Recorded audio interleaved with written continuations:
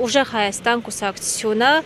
ինչ քայլեր է ձեռնարկելու իշխանափոխությունից հետո Արցախի ռազմաքաղաքական ղեկավարության եւ մյուս հայկերիների վերադարձի համար։ Սա նախ նշեմ, որ սա ազգային խայտարակություն է։ Մենք արդեն քանի տարի է Նիկոլ Փաշինյանը 21 թվականից հետո 2 ամիս էր ասում, բայց արդեն 6 տարի է, մոտ 6 տարի այդ մարդիկ գտնվում են անազատություն չէ, դա գերեվարություն է, եկեք այսպես ասենք, դա ճիշտ ձևակերպում է գերեվարություն է։ Եվ այս process-ները մեր ազգի խայտարակությունն են, ամոթն են մեր։ Ինչ վերաբերում է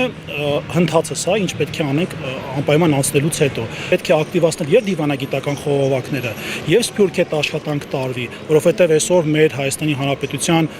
դրսում ապրող մեր հայրենակիցները, մեր սփյուռքահայերը, իրենք ունեն ահռելի մեծ ներուժ։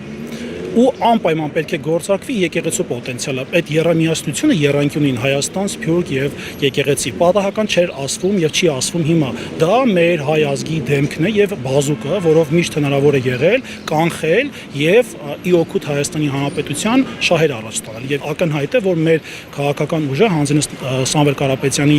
կապերը արտերկրում գտնվող տարբեր